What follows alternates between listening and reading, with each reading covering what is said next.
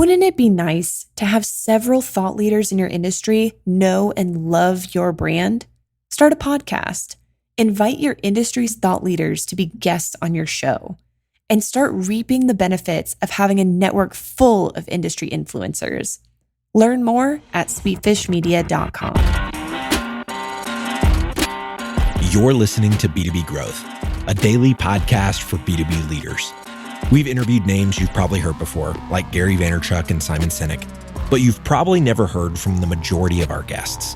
That's because the bulk of our interviews aren't with professional speakers and authors. Most of our guests are in the trenches leading sales and marketing teams. They're implementing strategy. They're experimenting with tactics. They're building the fastest growing B2B companies in the world. My name is James Carberry. I'm the founder of Sweetfish Media, a podcast agency for B2B brands, and I'm also one of the co-hosts of this show. When we're not interviewing sales and marketing leaders, you'll hear stories from behind the scenes of our own business. We'll share the ups and downs of our journey as we attempt to take over the world. Just kidding. Well, maybe. Let's get into the show.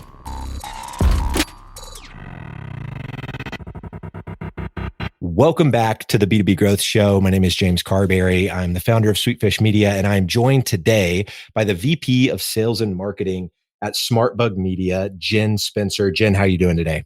I'm doing great. Thanks for having me.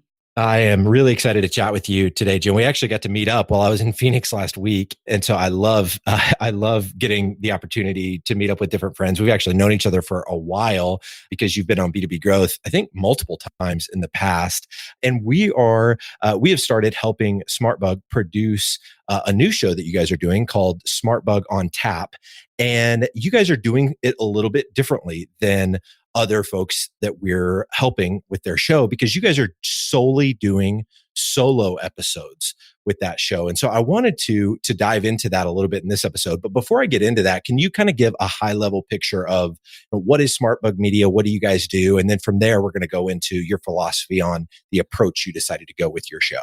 Sure. No, I'd be happy to. And it's been so great working with Sweetfish, and people who know me know when I meet awesome people, I like to keep them close. So always great. Glad to be partnering with you guys. So SmartBug Media, we are an intelligent inbound marketing agency focused on driving revenue growth for our clients. So what does that mean? That means we look at how do we take smart data-oriented strategies and deliverables and really combine inbound marketing, web design, public relations, sales enablement, and creative to help our clients grow revenue and grow their marketing ROI. So we would love all things marketing and sales enablement, and really serve as an extension of our clients, typically of their demand gen team. Love it. And you guys are growing like crazy. It seems like every other day I'm scrolling through LinkedIn and I'm seeing that you guys, have just hired a key leadership role, or so clearly you're doing something right to be growing at the rate that you're growing. So Jen, I want to go ahead and dive into what we're going to be talking about today, which is solo episodes. I've said for a really long time that solo episodes are absolutely untapped way to do podcasting. I noticed that when I started doing solo episodes on B2B Growth, the download numbers for those types of episodes were far greater than the interviews that I was doing. And I thought it was interesting. So I started doing more of them, and it ended up playing out over the long haul. People would rather, or seemingly would rather hear me talk in a solo episode. And I've got a lot of ideas as to why I think that's the case. I think there's a level of wanting to have intimacy with the host of the show and wanting to hear kind of how they're thinking and how they're learning and growing. And the more they can be vulnerable and share that process, people are wanting to hear that content. But then I also think that there's something about like the tightness of the content and being able to cover like a very specific topic without the variable of a guest kind of rambling on somewhere or taking the conversation a different direction. It's much more controllable. So there's a lot of reasons why I think solo episodes perform well, but you have actually decided to go all in on solo episodes with your show, SmartBug on Tap.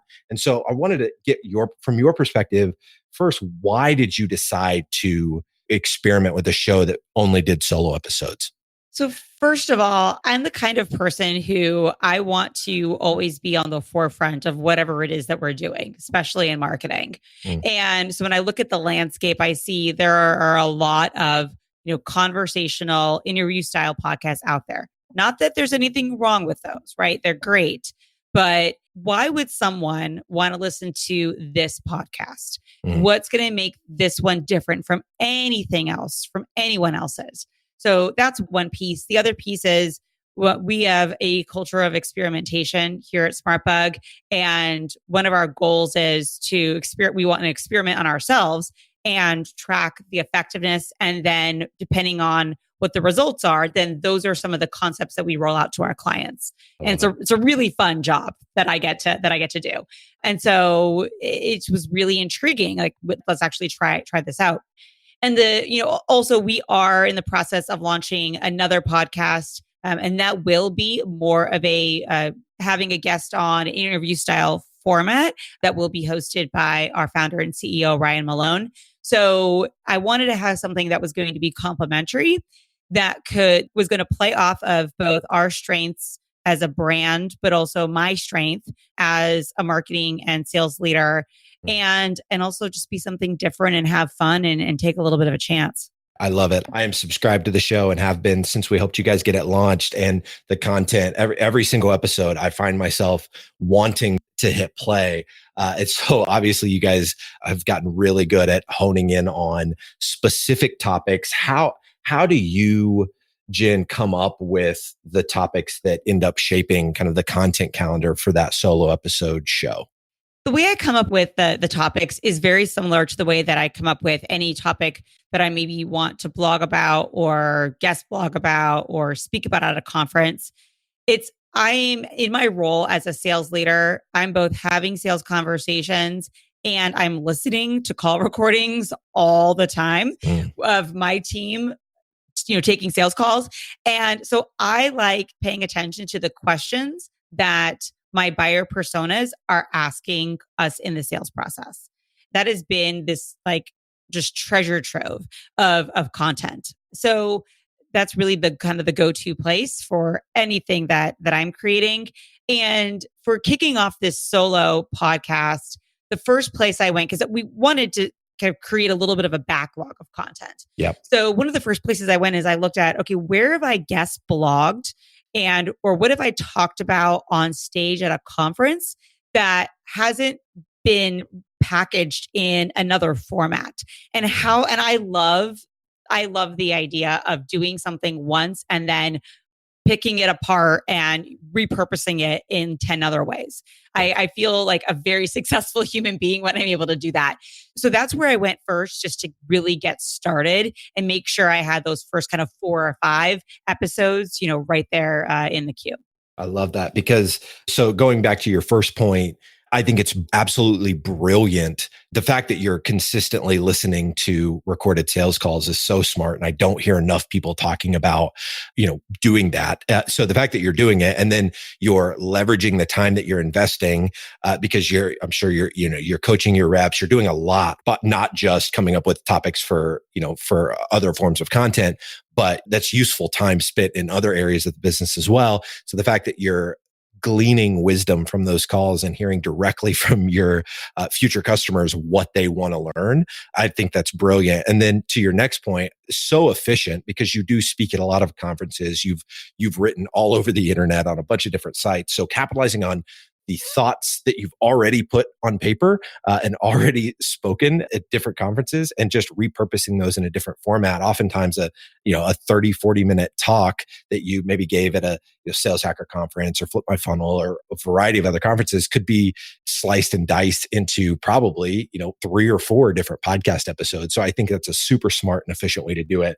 So when you're repurposing content, I would imagine the prep time is not very much. When you're looking at maybe a new idea though, and it's a question that you hear from a call recording, how much time on average are you spending to prep these solo episodes that you're doing? That's a good question. I think probably about an hour. And I haven't actually clocked it yet, but I did get a lot written out when I was on a flight from Phoenix to Boston recently.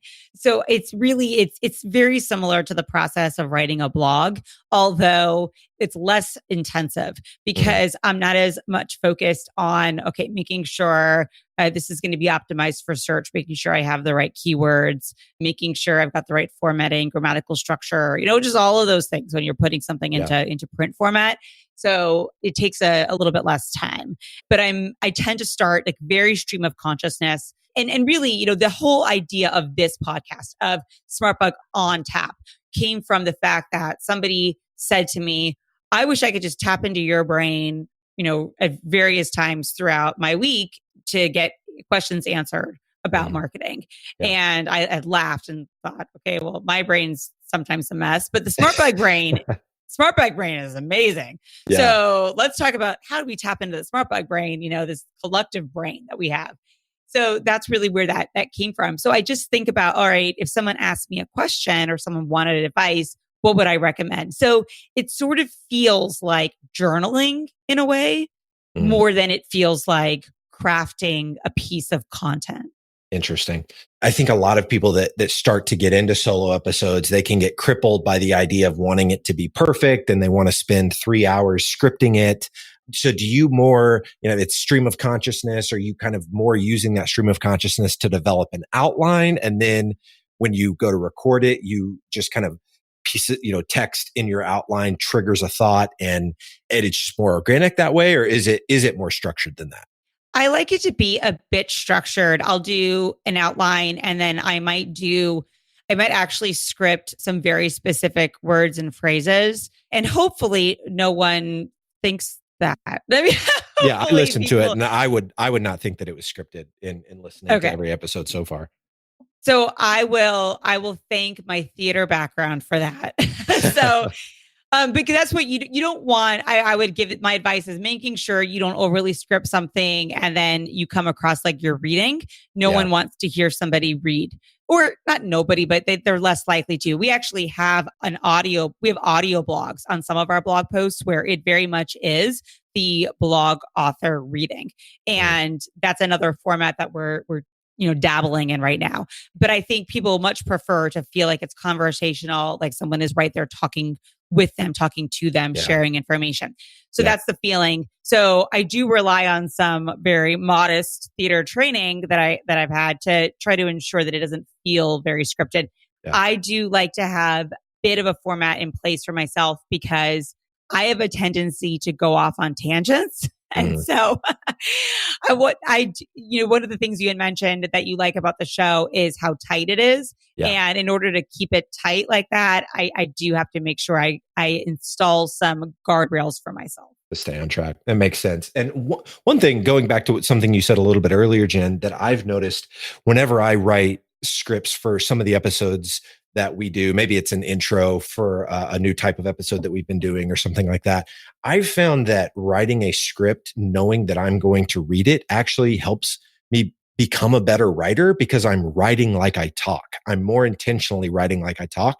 And I found that as a reader of content, I resonate with content that seems like I'm reading the way the author would talk to me across the table. And so I don't know if that's the same with you, but I think that clearly you are able to write like you talk, because I can't tell that your episodes are scripted. And I've listened to all of them so far. So kudos to you for that. My next question, Jen, how do you think about the length of these solo episodes? When I think about someone listening to me talk at them, I think, all right, this has got to be pretty short because otherwise this is going to get to be obnoxious. Yep. So I actually didn't think necessarily about, all right, making sure it fits within a certain time frame. And if you listen to the episodes, you'll notice some might be 7 minutes, some might be 9, some are 10 minutes long. I don't think there's any that are longer than 10 when you get to the core of it, right? That are without like the bumpers, in the beginning and end. But really I'm sharing a solution to a problem, and it's however long it takes to share that solution. Keeping in mind, I like to be able to be with someone on their drive from their home to the grocery store, right? We're not talking about you're sitting in an hour-long commute, but we're busy people. Time is our currency. How do I make sure that I'm able to provide value very, very efficiently for the listener? Yep. have there been any, because this is something that I've noticed that I like to keep a similar kind of time range with our solo episodes. And I've noticed at least my own psychology when I'm looking through and I'm listening to a show, I am more likely to tap on the episode that is shorter because it's like achievable in a sense. And so I'm like, oh, I can knock Yes. out 3 of these episodes because they're only 5 minutes a piece, as opposed to me only I don't know if it's, the Enneagram 3 in me, or I don't know what it is, but I can either listen to one episode that's 15 minutes long, or 20 minutes long, or I can go and listen to this other podcast because they've got 3 episodes that are 5 minutes long. So there's something there that I absolutely think the shorter episodes work. And so that has then informed when I'm thinking through a topic that I want to do a solo episode on.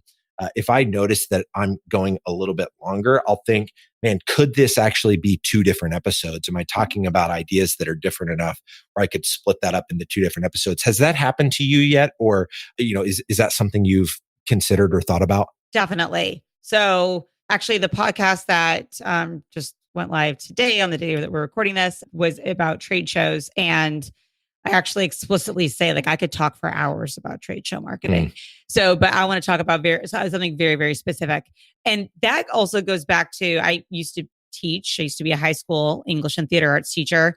And you can't even give students directions all at once. You can't say, all right, I want you to move to this side of the room, take out your book, take out a piece of paper, write your name on the paper.